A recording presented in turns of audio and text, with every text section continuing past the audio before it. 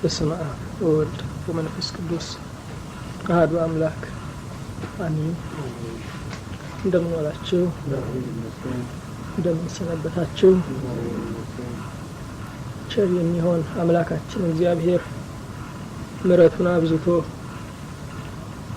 ቸርነቱንም አግንኖ ለዚህ ዕለት ለዚህ ሰዓት ስላደረሰን ለማንም የማይሰጥ ምስጋና ለስሙ ይሁን።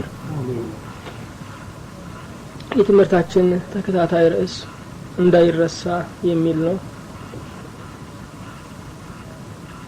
ኦሪት ዘጸአት ምዕራፍ 30 ቁጥር 1 እስከ 10 ያለውን የመጽሐፍ ቅዱስ ክፍል በጸሎት መንፈስ ሆነን እያነበብን የ10ኛውን ቀን ትምህርታችንን እንጀምራለን።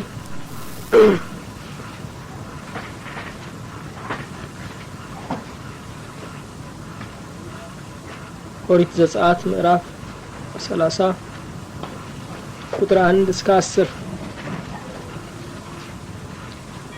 የዕጣን መሠዊያውን ስራ ከግራር እንጨት አድርገው፣ ርዝመቱ 1 ክንድ ስፋቱም 1 ክንድ 4 ማዕዘን ይሁን፣ ከፍታውም 2 ክንድ ይሆናል። ቀንዶቹም ከእርሱ ጋር በአንድነት የተሰሩ ይሁኑ። ላይኛውንና የግድግዳውንም ዙሪያ ቀንዶቹንም በጥሩ ወርቅ ትለብጠዋለህ።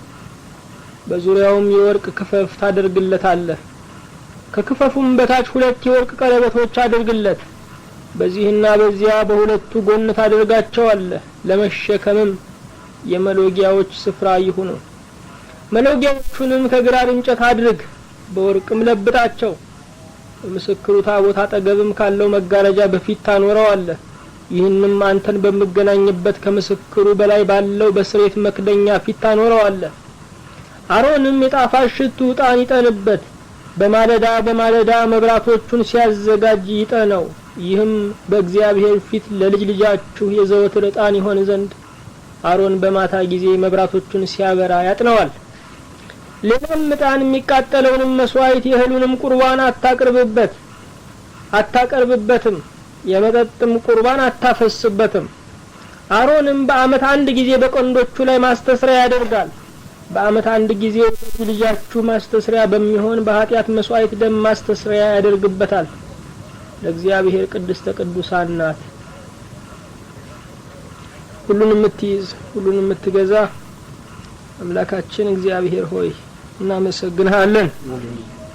በብዙ ስትረዳን፣ በብዙ ስታግዘን፣ በብዙ ስታጽናናን፣ በብዙ ስታሻግረን፣ በእድሜ በዘመናችን ስላየን ከልብ እናመሰግንሃለን። ሁሉንም የምትይዝ ጌታ እግዚአብሔር ሆይ በፍለጋችን ሳይሆን ፈልገህ ስላገኘህን ከልብ እናመሰግንሃለን። የበረሃ ጥላ እንዲሆነን ይህንንም ህብረት ይህንንም ማዕድ ስላዘጋጀህልን ላንተ ምስጋና እናቀርብልሃለን።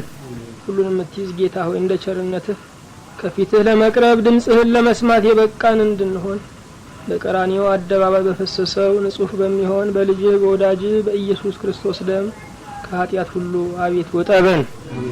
የማስተዋል አምላክ በማስተዋልህ ወደኛ እንድትመጣ አቤቱ እንለምንሃለን። ዕውቀትንና ጥበብን የምትገልጥ አምላክ አሁን እንድትከፍትልን እንጠይቅሃለን። መምህራችን ኢየሱስ ክርስቶስ ሆይ አንተ ብቻ እንድትናገረን እንማጸንሃለን። በሰላም ጀምረን እስክንፈጽም ጥበቃህ በዙሪያችን ማዳንህ በመካከላችን ትሁንልን። በአንድ ልጅህ በኢየሱስ ክርስቶስ በእርሱ ያለ ክብር ጽን ላንተ ይገባሃል።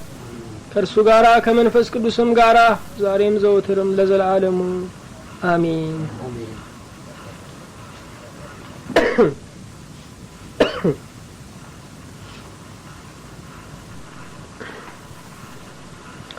በዚህ ዓመት እግዚአብሔር የሰጠን ርዕስ እንዳይረሳ የሚል ነው። እግዚአብሔር በማስታወስ የታወቀ አምላክ ነው። እርሱ አይታዘብም፣ እርሱ አይደልልም፣ እርሱ አይሸነግልም። ፊታችንን እያየ ስሜታችንን እያዳመጠ አይናገረንም። እግዚአብሔር የእውነት መብራት ነው።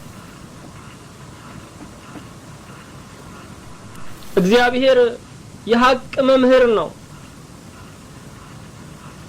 የያዝነውን ይነግረናል፣ የጣልነውን ይነግረናል፣ የረሳነውን ይነግረናል፣ የተጋንበትን ይነግረናል። ነቀፋ እንደሚወዱ ሰዎች እግዚአብሔር ድካማችንን ብቻ አይደለም የሚነግረን፣ መልካም ነገራችንንም ይነግረናል። ነቀፋ የሚወዱ ሰዎች እኛን የሚናገሩበት ዓላማቸው የኛ መለወጥ ናፍቋቸው አይደለም። እግዚአብሔር ግን መልካምነታችን ይርበዋል። በመስቀል ላይ እንኳን ተጠማሁ ያለው ውሃን አይደለም፣ የሰውን መልካምነት ተጠማሁ ያለው። በመስቀል ላይ ተጠማሁ ያለው ውሃን አይደለም፣ ምክንያቱም የሚጠጣ ባቀረቡለት ጊዜ አልጠጣውም። ፍቅር፣ የሰው ፍቅርን ተጠማሁ ያለው። ስለዚህ እሱ መልካምነታችን እየጠማው ፍቅራችን እየራበው ይመክረናል፣ ይገስጸናል። ወገኖቼ ዓለም ከምታባብለን እርሱ ቢገስጸን ይሻላል። ሰዎች አስብተው እንስሳትን ያርዳሉ። ዓለም በሽንገላ አስብታን ታርደናለች። ስለዚህ እሱ ቢገስጸን ይሻላል። በሕይወታችሁ የሚገስጿችሁ ልካችሁን የሚነግሯችሁ ሰዎች ካሉ እነሱ የእግዚአብሔር ስጦታዎች ናቸው። እንደዚህ ያሉ ሰዎች በውድ ወርቅ አይገኙም። እንደዚህ ያሉ ሰዎች በውድ ገንዘብ አይገኙም። እግዚአብሔር ሲሰጠን ብቻ የምናገኛቸው የእግዚአብሔር ወኪሎች ናቸው።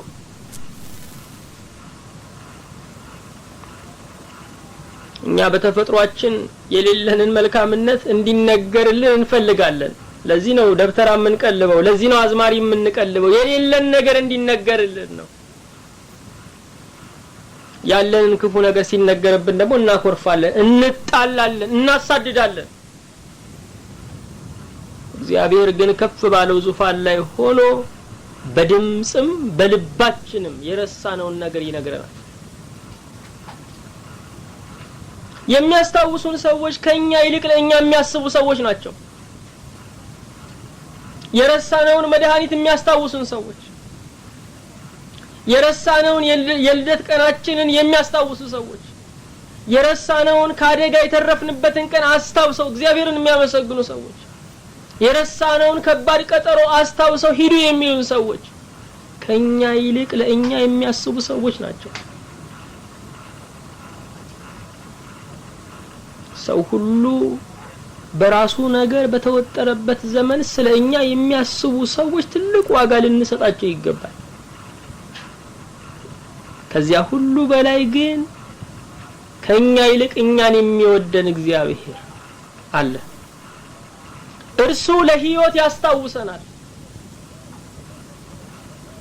በምድር ላይ ያሉ ወዳጆቻችን መማር እንዳለብን ያስታውሱናል። መስራት እንዳለብን ያስታውሱናል። ትዳር ማበጀት እንዳለብን ያስታውሱናል። እነርሱ ኑሮን ያስታውሱናል፣ እርሱ ግን ሕይወትን ያስታውሰናል። እነርሱ የምድሩን ያስታውሱናል፣ እሱ ግን የሰማዩን ያስታውሰናል። እነርሱ የዓለሙ ነገር ሲሟላ ደስ ይላቸዋል፣ እርሱ ደግሞ የነፍስ ነገራችን ሲሟላ ደስ ይለዋል። ስለዚህ እግዚአብሔር የሚያስታውሰን ለኑሯችን አይደለም። ስለ እርሱ እኛ ሞኞች አይደለንም። ስለ እርሱ እኛ የእግዚአብሔርን አስታዋሽነት አንፈልግም። ለሚያልፈው ነገር በጣም ትጉዎች ነን። ለስጋችን በጣም ብልጦች ነን። ለምድራዊው ነገር እንቅልፍ የለንም። ለብርና ለወርቅ አስታዋሽ አንፈልግም። ሁለመናችን ንቁ ነው። ለዘላለሙ ነገር ግን ሁላችንም እንቅልፋሞች ነን፣ ቸልተኞች ነን። ስለዚህ እግዚአብሔር የምድሩ ያልፋል የማያልፈውን ያዙ እያለ ይተጋልናል፣ ያስታውሰናል። እንደዚህ ያለ የሚያስታውስ አምላክ ስላለን ስሙ ብሩክ ይሁን። ብዙ ነገሮችን ረስተናል፣ እንደረሳን እንኳን እናውቅም ነበረ። አሁን ግን እግዚአብሔር የረሳናቸውን ነገሮች እያስታወሰን ያለው በማደሪያው ድንኳን ውስጥ እግዚአብሔር የረሳናቸውን ነገሮች እያስታወሰን ያለው። በማደሪያው ድንኳን አደባባይ ላይ የነሐሱን መሰዊያ አገኘን። ቀጥለን ደግሞ ምን አገኘን?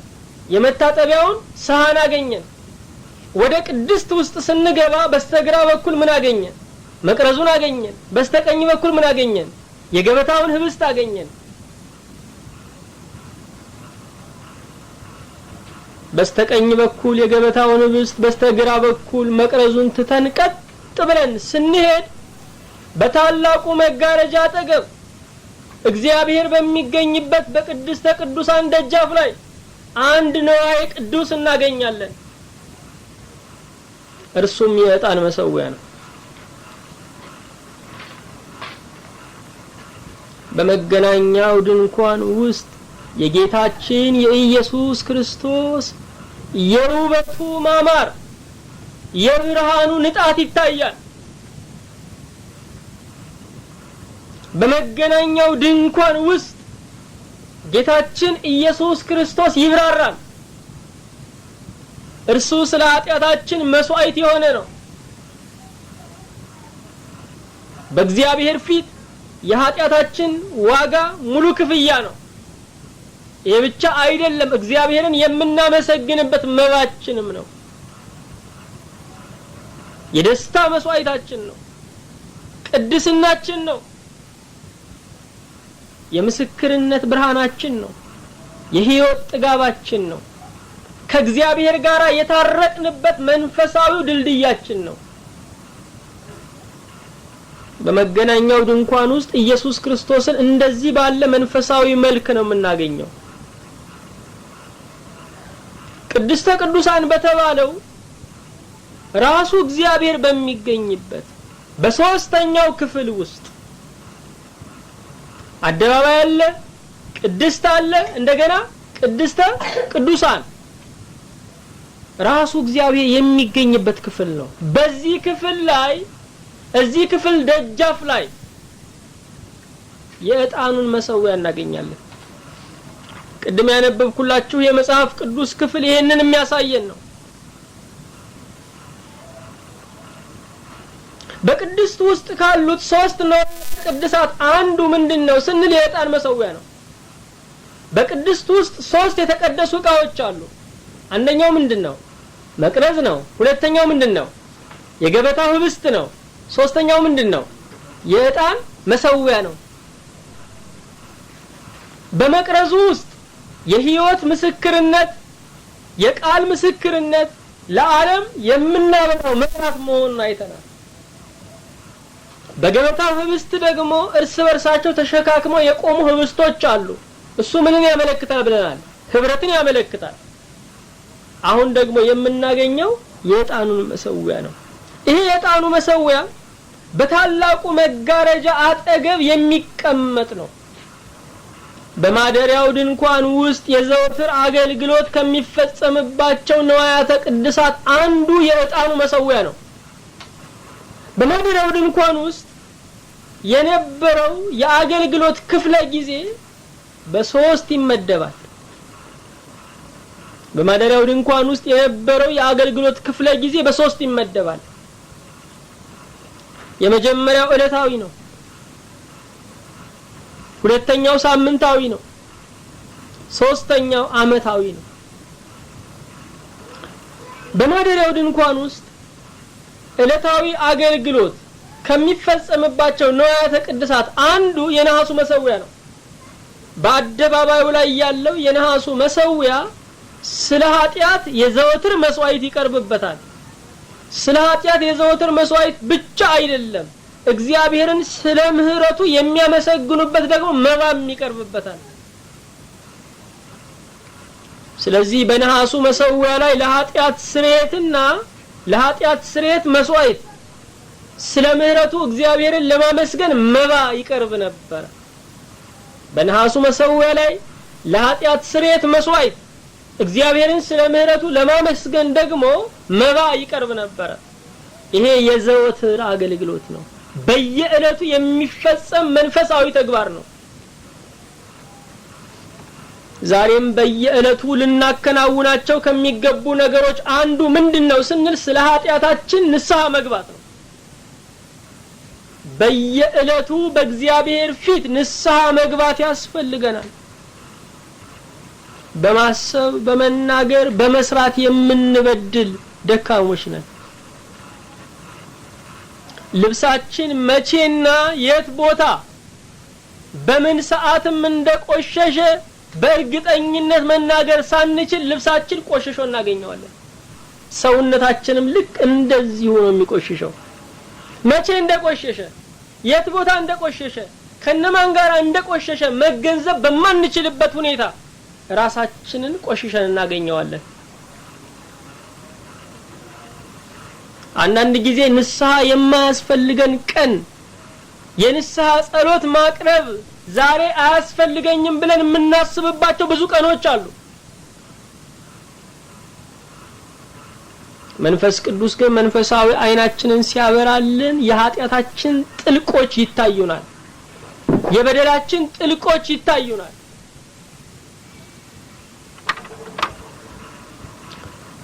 መንፈስ ቅዱስ በየዕለቱ ንስሐ እንድንገባ ይጋብዘናል። አንድ አባት ሰው ባይበድልም በደለኛ ነው ይሉ ነበር። ዛሬ አልበደልኩም ብለን በመናስብበት ቀን እንኳን በደል አለብን።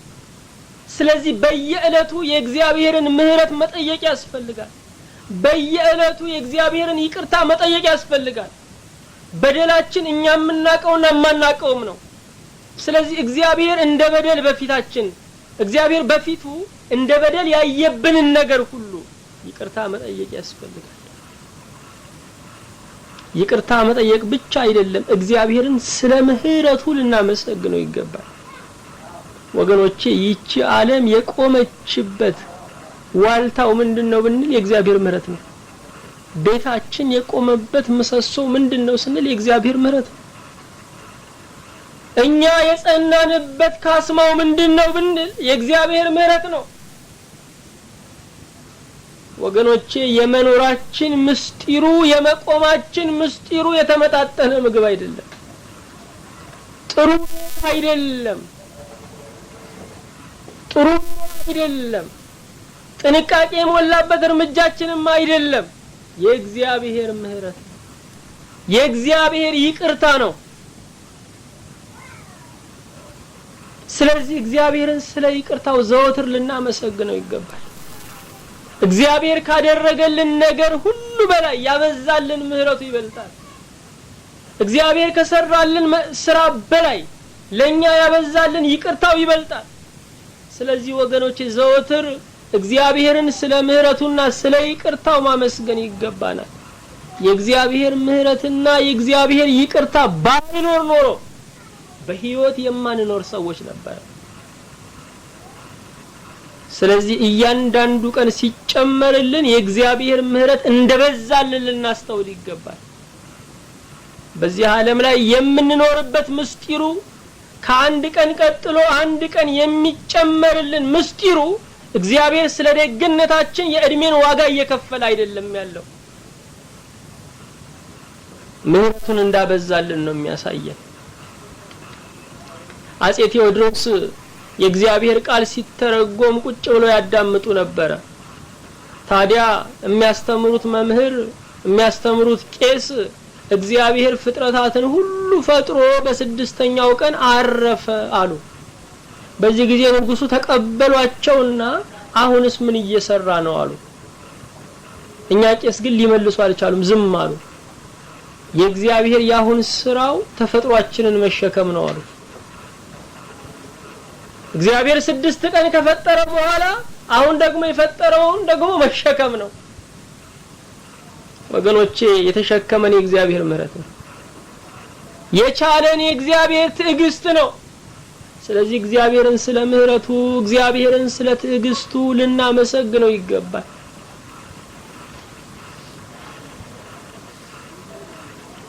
እኛ አንድ የትዳር ጓደኛችንን መታገስ አልቻልንም። እኛ አንድ አመለኛ ጎረቤታችንን መሸከም አልቻልንም። እኛ ከብዙ ልጆቻችን አንዱን ጸባይ የሌለው ልጃችንን መሸከም አልቻልንም። እግዚአብሔር ግን ይህንን ሁሉ ፍጥረተ ዓለም ተሸክሟል። ይህንን ሁሉ ፍጥረተ ዓለም ተሸክሟል። በእውነት እግዚአብሔር ካደረገልን ነገር ሁሉ በላይ ምህረቱ ይደንቃል። ካደረገልን ነገር ሁሉ በላይ ይቅርታው ይደንቃል። ዘወትር እግዚአብሔርን ስለ ምህረቱ ልናመሰግነው ይገባል። ስለ ኃጢአታችን ንስሐ መግባት ይገባናል። ስለ ምህረቱ ማመስገን ይገባናል። በመገናኛው ድንኳን ውስጥ የዘወትር አገልግሎት ከሚፈጸምባቸው ንዋያተ ቅድሳት አንዱ የመታጠቢያው ሳህን ነው። በመታጠቢያው ሳህን ላይ እጅና እግራቸውን ይታጠቡ ነበር። ይሄ ቅድስናን ነው የሚያመለክተው። በየዕለቱ መቀደስ ያስፈልገናል። ክፉ ነገርን መተው መቀደስ አይደለም፣ መልካም ነገርን ማድረግ ያስፈልጋል። ክፉ ነገርን የማያደርጉ ሰዎች ጨዋ ሰዎች ናቸው። ፖሊስ አያስቸግሩም፣ ጥሩ ዜጋ ናቸው፣ ግን መንፈሳዊያን አይደሉም። እግዚአብሔር የማይሰርቁ እጆችን ብቻ አይደለም የሚፈልገው፣ የሚሰጡ እጆችንም ይፈልጋል። እግዚአብሔር የማይገድሉ መዳፎችን ብቻ አይደለም የሚፈልገው፣ የሚያጎርሱ ጣቶችንም ይፈልጋል። ስለዚህ ወገኖቼ እለት እለት መልካም ነገርን ማድረግ ይገባናል። እለት እለት መቀደስ ይገባናል። እለት እለት በጎ ነገርን መጨመር ይገባናል። ይልቁንም የእግዚአብሔር መከር በደረሰ ጊዜ ብዙ እንድናጭድ ዛሬ ብዙ መልካም ነገር መዝራት አለብን። ብዙ መልካም ነገርን የምንዘራበት ሜዳው ምንድነው ስንል ሰው ነው። ዛሬ የኛን በጎነት የሚጠባበቁ የኛ ማጽናናት የሚያስፈልጋቸው የኛ እርዳታ ከሞት የሚታደጋቸው ብዙ ህዝቦች ከበውናል። እግዚአብሔርን አግኝተን ትልቅ ነገር ብናደርግለት እንመኛለን። እግዚአብሔር ግን ሊያገኙት ፍለጋ አይሄዱም። እግዚአብሔር ያለው አጠገባችን ባለው ወንድማችን ውስጥ ነው። እግዚአብሔር ከችግረኞች ጋራ ነው። እግዚአብሔር ከጥማተኞች ጋራ ነው። እግዚአብሔር ከታሰሩት ጋራ ነው። እግዚአብሔር ከታረዙት ጋራ ነው። ለችግረኞች የምናደርገው ሁሉ ለእግዚአብሔር የምናደርገው ነው። አዎ ቅድስና ዕለታዊ አገልግሎት ነው። ይሄ ብቻ አይደለም። መቅረዙ ላይ የሚበሩት መብራቶች በየዕለቱ ይበሩ ነበር። ስለዚህ መቅረዙም ዕለታዊ አገልግሎት የሚፈጸምበት ነው። በየዕለቱ በህይወታችን በቃላችን መመስከር ይገባናል። ሰዎችን ወደ እግዚአብሔር መንግስት የምንማርከው በተለወጠ ህይወታችንም በምስክርነታችንም ቃል ነው። ሰዎችን ይዘን ኮትኩተን አሳድገን ደቀ መዛሙርት ለማድረግ እናስባለን። ይሄ መልካም ነው፣ ግን መንገር ደግሞ ያስፈልገናል። ዛሬ ላገኘነው ሰው መንገር ያስፈልገናል። አማራጭ ባጣቀን የነገርነው ቃል አማራጭ እንዲሆነ በውስጡ መልእክት ማስቀመጥ አለብን።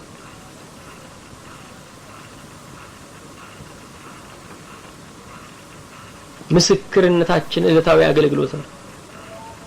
ይሄ ብቻ አይደለም። በመገናኛው ድንኳን ውስጥ የዕጣኑ መሰዊያ ላይ የሚታጠነው ዕጣን ዕለታዊ አገልግሎት ነበረ። ይሄ ደግሞ በየዕለቱ በጸሎት መትጋት ይገባናል።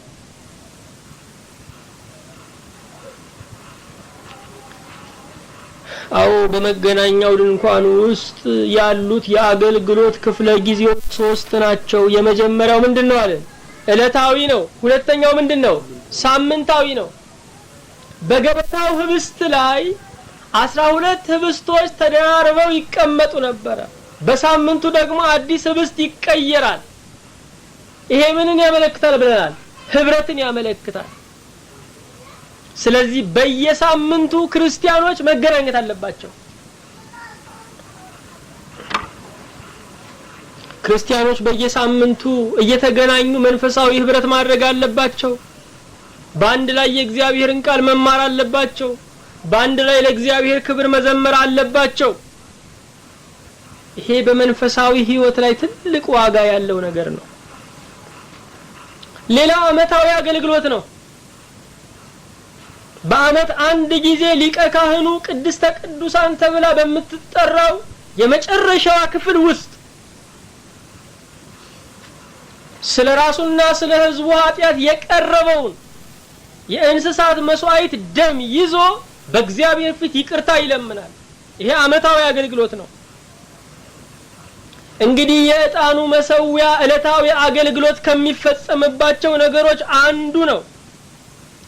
የዕጣኑ መሰዊያ አሰራርስ እንዴት ነው ስንል በዘጸአት 30 ቁጥር 1 ላይ እንደዚህ ይላል፣ የዕጣን መሰዊያውን ስራ ከግራር እንጨት አድርገው ርዝመቱ 1 ክንድ ስፋቱም 1 ክንድ 4 ማዕዘን ይሁን፣ ከፍታውም 2 ክንድ ይሆናል፣ ቀንዶቹም ከእርሱ ጋር በአንድነት የተሰሩ ይሁኑ ይላል።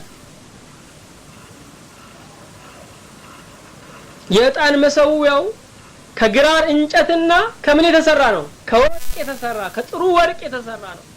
የግራር እንጨት የማይበሰብስ ነው። ከማይበሰብስ የግራር እንጨት ተሰርቷል። ይሄ ብቻ አይደለም፣ ከጥሩ ወርቅ ተሰርቷል። መጠኑን ደግሞ ስንመለከተው ስፋቱ 1 ክንድ ነው፣ ግማሽ ሜትር ያህል ነው። ርዝመቱም ልክ እንደዚሁ 1 ክንድ ነው። እኩል በኩል ሆኖ 4 ማዕዘን ነበረ። ቁመቱ ደግሞ 2 ክንድ ነው፣ ማለት 1 ሜትር ነው። ስለዚህ ማንኛውም ረጅሙም ሆነ አጭሩ ካህን በቀላሉ ዕጣኑን እንደዚህ ብሎ ዘና ብሎ መጨመር የሚችልበት ነው ማለት ነው።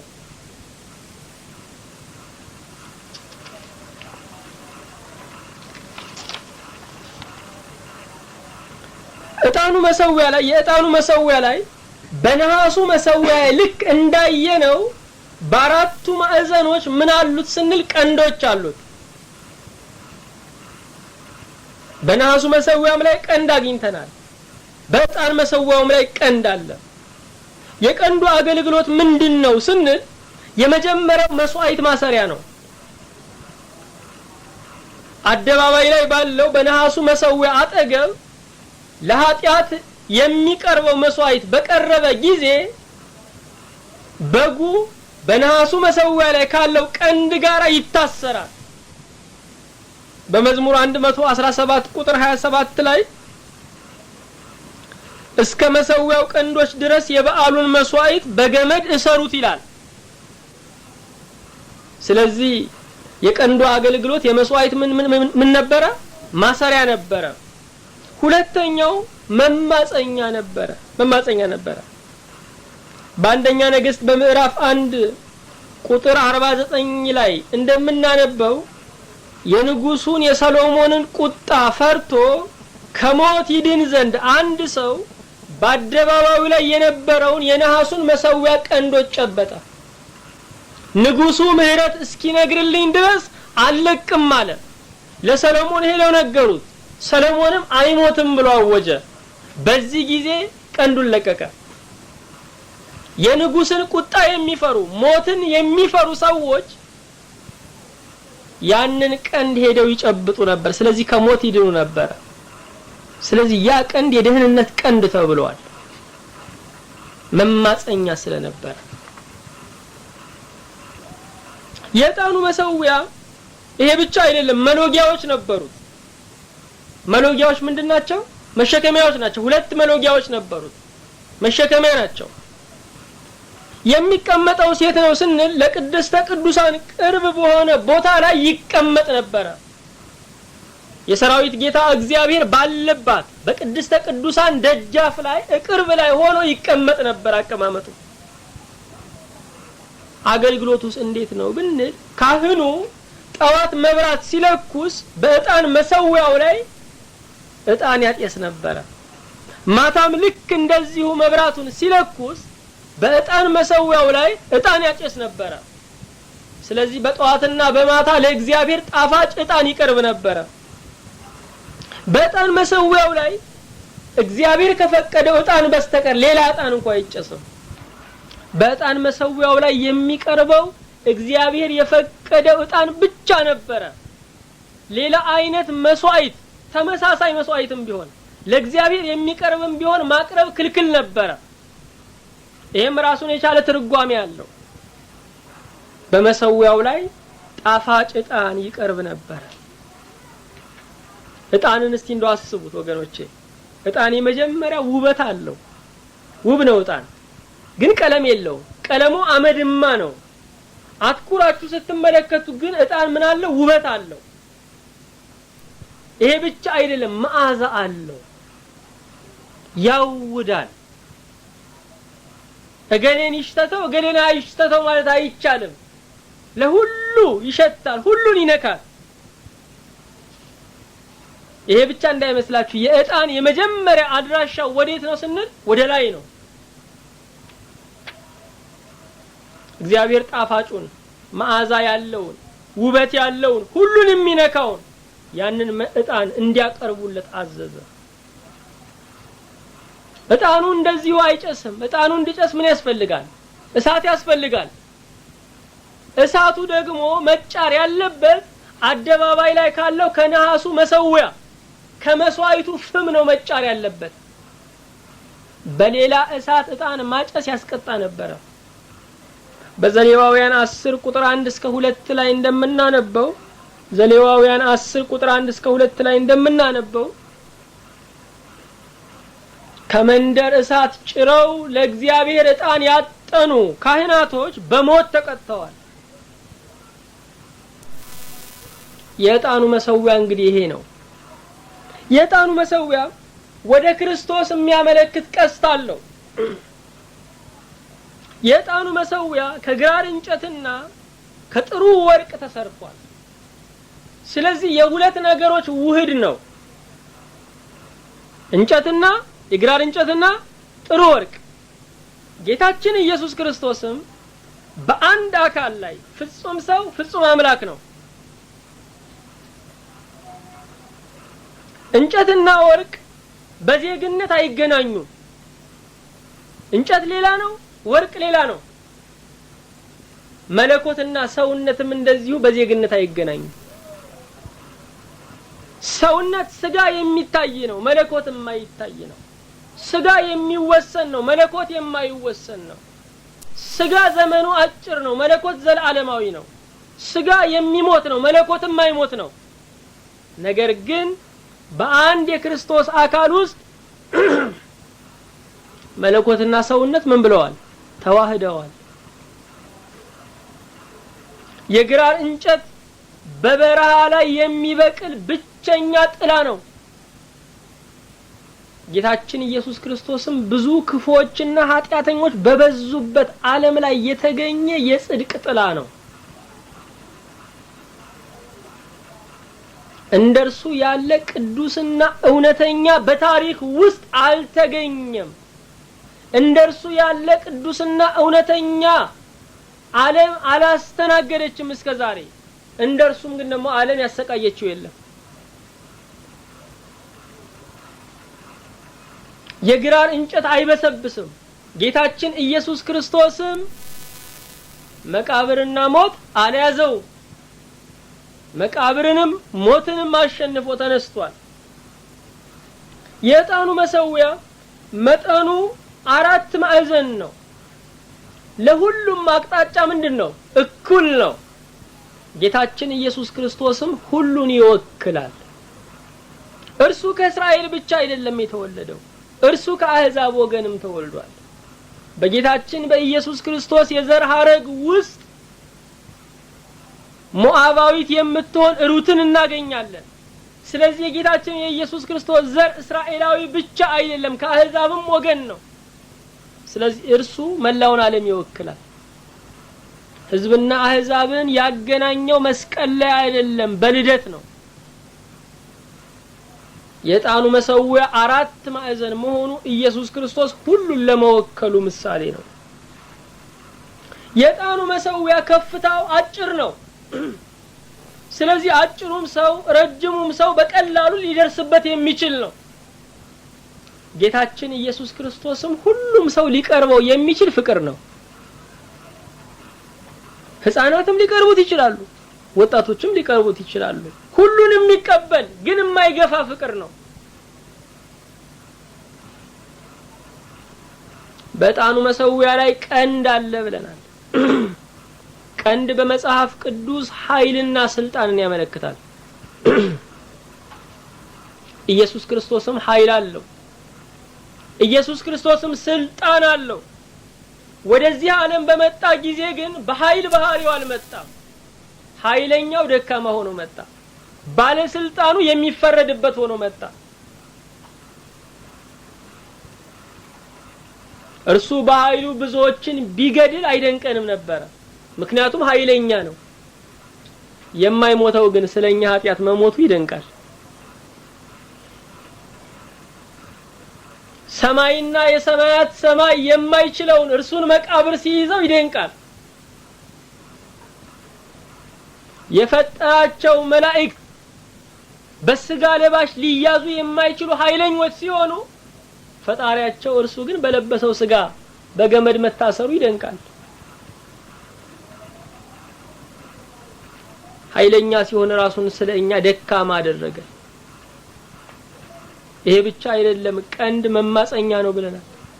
ጌታችን ኢየሱስ ክርስቶስም መማፀኛ ነው። ዓለም ለምታባረራቸው፣ ህሊና ለሚያባረረው፣ ኃጢያቱ ለሚያባረረው መማፀኛ ነው። ቀንዱን የጨበጠ ከንጉስ ቁጣ ከሞት ያመልጥ እንደነበረ የደህንነታችን ቀንድ የሆነውን ኢየሱስ ክርስቶስን ስናምን ስንጨብጥ ከሕግ እርግማን እናመልጣለን፣ ከሞት ፍርድ እናመልጣለን፣ ከመቃብር እናመልጣለን፣ ከሲኦል እናመልጣለን። በእርግጥም እርሱ መማፀኛ ነው። መሎጊያዎቹ ስነኝ መሸከሚያዎቹ ሁለቱ መሎጊያዎች ምንድነው የሚያመለክቱት? ጌታችን ኢየሱስ ክርስቶስን የተሸከሙ ሁለት መሎጊያዎች አሉ፣ መስቀልና መቃብር። አዎ መስቀል ተሸከመው፣ መቃብርም ከደነው። እርሱ ከሩቅ ሀገር የመጣ እንግዳ ነው፣ ከሰማይ ድረስ የመጣ እንግዳ ነው።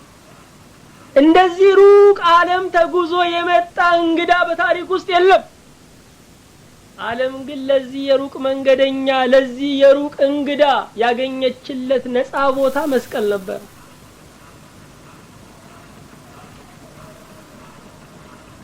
ሁለተኛው ለኢየሱስ ክርስቶስ የተገኘለት ቦታ መቃብር ነበር። አዎ መሎጊያዎቹ መስቀልንና መቃብርን ያመለክታሉ። የዕጣኑ መሰዊያ በቅድስተ ቅዱሳን አጠገብ እግዚአብሔር በሚገኝበት ስፍራ አጠገብ ነበር ይቀመጥ የነበረው። ጌታችን ኢየሱስ ክርስቶስም ከአባቱ ፈቃድ አጠገብ አይለይም ነበር። ደቀ መዛሙርቱን እንኳን በሚመርጥበት ጊዜ ሌሊቱን ሙሉ ሲጸልይ አድሯል። እኛ ደቀ መዛሙርት ለመምረጥ የሥነ መለኮት ተማሪዎች ናቸው ወይ ወረቀት አላቸው ወይ ነው የምንለው? አፈጮሌ መሆናቸውን ነው የምናየው፣ ቁመናቸውን ነው የምናየው። እግዚአብሔር ግን ከአፈጮሌው ከአሮን ጋር ሳይሆን ከአፈትቡ ከሙሴ ጋር ጉዳይ ነበረው። ይሄ የሚገባን ግን እግዚአብሔር ፈቃድ አጠገብ ስንቀመጥ ነው፣ ስንጸልይ ነው። ዕጣኑስ ምንድነው የሚያመለክተው? ዕጣኑ የሚያመለክተው ማስታረቁን ነው። ሰውና እግዚአብሔር ተለያይተው ይኖሩ ነበር። ሰውና እግዚአብሔር ተጣልተው ይኖሩ ነበር። ጌታችን ኢየሱስ ክርስቶስ ስጋውን ቆርሶ ደሙን አፍስሶ ሰውና እግዚአብሔርን አስታረቀ። ሰውና እግዚአብሔርን አስታረቀ። አስታራቂ ለመሆን ሁለቱን ተጣይ ወገኖች በእኩልነት ማወቅ ያስፈልጋል። ምክንያቱም ህርቅ አንተም ተው ብሎ መፍረድን ይጠይቃል። ስለዚህ መለኮትንም ተው ለማለት መለኮት ነው፣ ሰውንም ተው ለማለት ፍጹም ሰው ነው።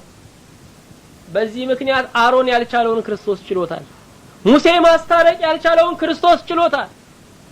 ለዚህ ነው በአንደኛ ጢሞቴዎስ በምዕራፍ 2 ቁጥር 5 ላይ አንድ እግዚአብሔር አለና በእግዚአብሔርና በሰው መካከል ያለው መካከለኛው አንድ ነው፣ እርሱም ሰው የሆነው ክርስቶስ ኢየሱስ ነው የሚለው።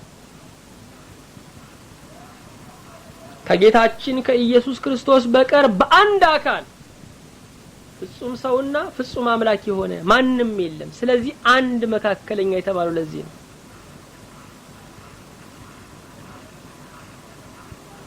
ሁለት ሸለቆዎችን የሚያገናኝን ድልድይ አስቡ። ሁለቱንም ጠርዞች በእኩልነት ምን ማለት አለበት? መንካት አለበት። የሰውን ዳርቻ ሙሴ መንካት ይችላል፣ የመለኮትን ዳርቻ ግን መንካት አይችልም። መለኮትነት የለውም። ኢየሱስ ክርስቶስ ግን ፍጹም ሰው ፍጹም አምላክ በመሆኑ መለኮትንም የሚነካ ክንድ አለው፣ ሰውንም የሚነካ ክንድ አለው። ስለዚህ ሰውና እግዚአብሔር የተገናኙበት መንፈሳዊው ድልድይ፣ ሰውና እግዚአብሔር የተገናኙበት መንፈሳዊው መሰላል ኢየሱስ ክርስቶስ ነው። አንድ እግዚአብሔር አለ፣ አንድ መካከለኛ አለ፣ እርሱም ሰው የሆነው ኢየሱስ ክርስቶስ ነው። እሳቱስ ምንድነው? እሳቱ በፍቅር ሁሉን ማድረጉ ነው። በፍቅር ሁሉን ማድረጉ ነው። ስለኛ ሁሉን ነገር በፍቅር አድርጓል። የዕጣኑ ጢስ መዓዛው ወደ ላይ ወጥቷል። ኢየሱስ ክርስቶስ የአባቱን ፈቃድ አርክቷል። መስዋዕትነቱም በመለኮት ፊት የሰመረ ሆኗል። የዕጣን መዓዛ በሩቅ ያሉትን ሰዎች ሁሉ እንደሚስብ ጌታችን ኢየሱስ ክርስቶስም የማዳኑ መዓዛ ብዙዎችን ወደ ሕይወት ስቧል። ዕጣኑ የሚጤስበት እሳቱ ከመሰዊያው ላይ የሚጫር እንጂ ከመንደር የሚመጣ አይደለም። የጌታችን የኢየሱስ ክርስቶስ አገልግሎቱና ፍቅሩም ሰው ሰራሽ አይደለም፣ የመለኮትን ጥልቀት የሚገልጥ ነው። የዕጣኑ መሰዊያስ ለኛ ያለው ትርጉም ምንድነው?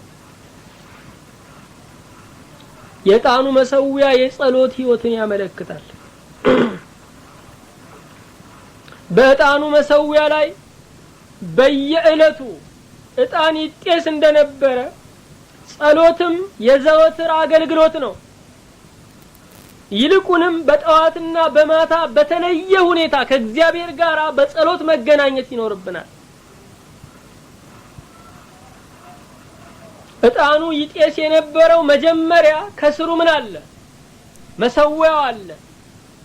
እንደዚሁም ጸሎታችን መሰረቱ ምንድነው ስንል ክርስቶስ ነው። ምክንያቱም በኢየሱስ ክርስቶስ መስዋዕትነት ነው እግዚአብሔርን አባት ብለን መጥራት የቻልነው። እውነተኛና ተወዳጅ ጸሎት ማቅረብ የምንችለው ሕይወታችን ክርስትናችን በጌታችን በኢየሱስ ክርስቶስ ማዳን ላይ ሲመሰረት ነው። ይሄ ብቻ አይደለም። ከመሰዊያው በላይ ደግሞ ምን አለ? እሳት አለ። እንደዚሁም በእግዚአብሔር ፍቅር ተነክተን ስንጸልይ ነው በእግዚአብሔር ፊት ጸሎታችን ተወዳጅ የሚሆነው። ልማድን ለማሟላት፣ ደንብ ለማሟላት፣ ለፍርሃታችን ከሆነ የምንጸልየው ትክክለኛ ጸሎት አይደለም። ትክክለኛ ጸሎት በእግዚአብሔር ፍቅር የሚቀርብ ነው። ስለዚህ ጸሎት ዕለታዊ አገልግሎት ነው። የበዓል ቀን የምንቆርሰው ኬክ ሳይሆን ጸሎት በየዕለቱ የምንበላው እንጀራ ነው።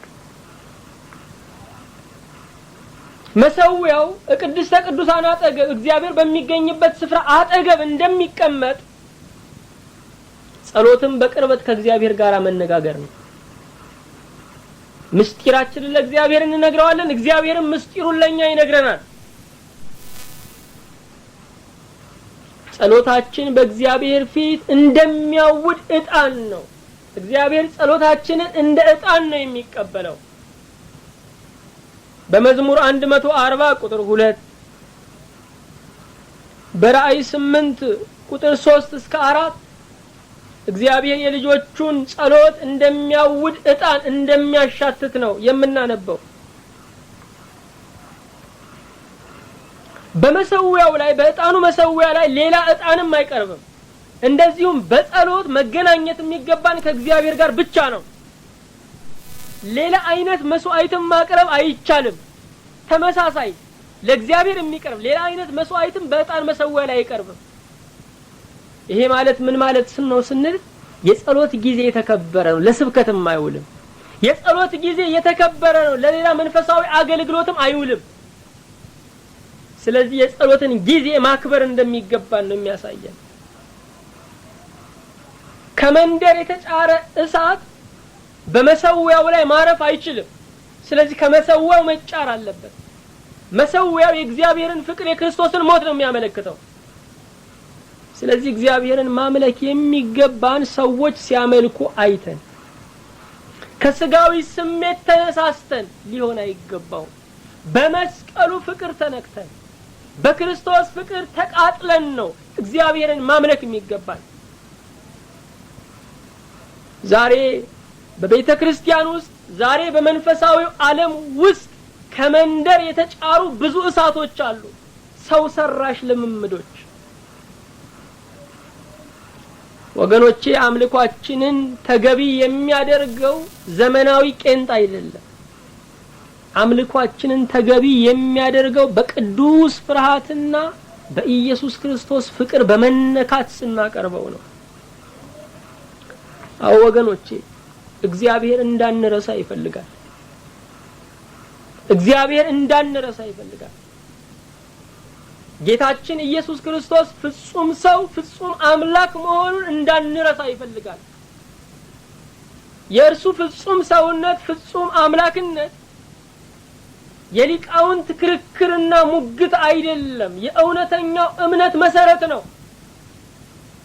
አንተ ክርስቶስ የሕያው የእግዚአብሔር ልጅ ነህ ብሎ ጴጥሮስ ከመሰከረ በኋላ ጌታችን ምንድነው ያለው?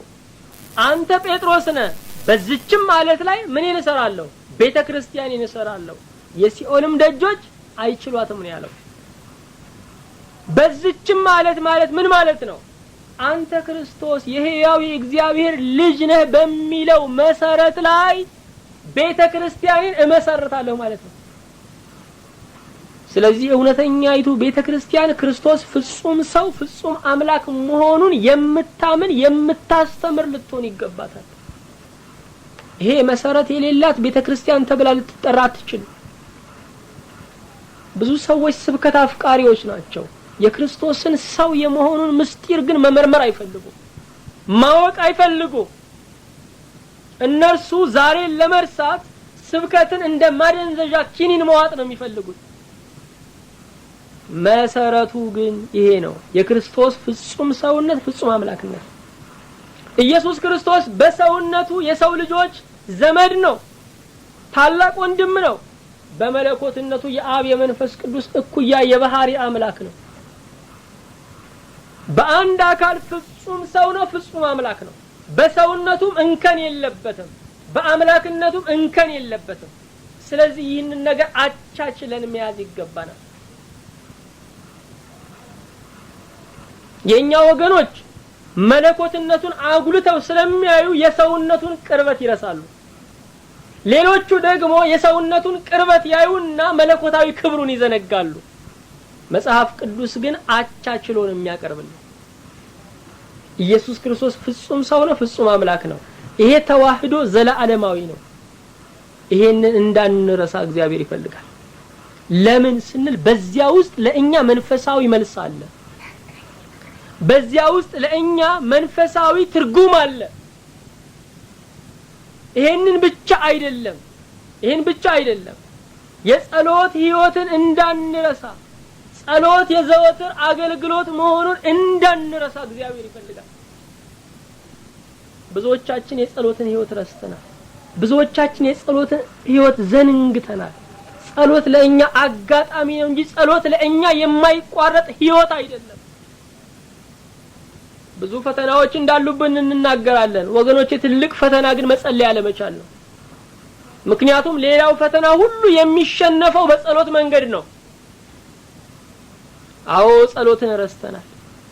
ጸሎት የሚያስፈልገው ብዙ ጉዳይ አለን። ጸሎት የሚያስፈልጋቸው ብዙ ወገኖች በዙሪያችን አሉ። ስለዚህ ወገኖቼ ተግተን መጸለይ ይገባናል።